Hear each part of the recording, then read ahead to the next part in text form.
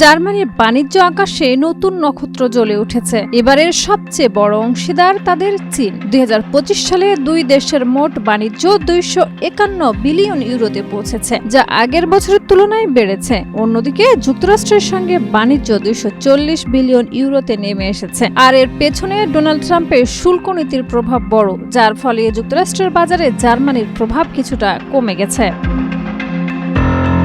এই চরম সময়ে জার্মান চ্যান্সেলর ফ্রেডরিখ মার্জ প্রথমবার চীনের মাটিতে পা রাখছেন। বেইজিংয়ে তাকে স্বাগত জানাবেন প্রধানমন্ত্রী সিয়াং এবং নৈশভোজ বৈঠকে বসবেন প্রেসিডেন্ট শি জিনপিং এর সঙ্গে। কালার এক্সপার্ট এবং ডার্ক স্যাপ সমৃদ্ধ অরিক্স অ্যাডভান্স ডিটারজেন্ট পাউডার, আপনার লন্ড্রি এক্সপার্ট। আলোচনার বিষয়বস্তু শুধু বাণিজ্য নয়, ভূ রাজনীতি, মানবাধিকার, ইউক্রেন যুদ্ধ সবকিছু মিলিয়ে একটি জটিল কূটনৈতিক ও অর্থনৈতিক সমীকরণ।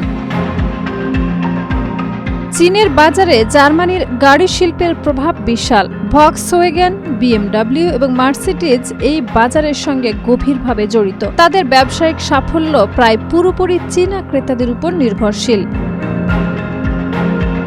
যদিও ইউরোপীয় ইউনিয়ন ডি-রিস্কিং নীতি গ্রহণ করেছেন এবং চীনের উপর নির্ভরতা কমাতে চাইছে, তবুও জার্মান শিল্পের চীনা বাজারের সঙ্গে সংযোগ এতটাই শক্ত যে এই নীতি পুরোপুরি কার্যকর হচ্ছে না। গাড়ি, ইলেকট্রনিক্স, ব্যাটারি এবং অন্যান্য গুরুত্বপূর্ণ খাত সবই চীনের উপর নির্ভরশীল। ফলে বাণিজ্য, কূটনীতি এবং আন্তর্জাতিক প্রতিযোগিতার এই নাটকীয় ভারসাম্য এখন বার্লিন বেইজিং সম্পর্কের মূল অঙ্গ হয়ে উঠেছে। এভাবে মোৎসের সফর শুধু প্রথম ভ্রমণ নয়, এটি একটি শক্তিশালী বার্তা যা দেখাচ্ছে চীন এবং জার্মানির অর্থনীতি ও কূটনীতির সম্পর্ক কতটা গভীর ও জটিল।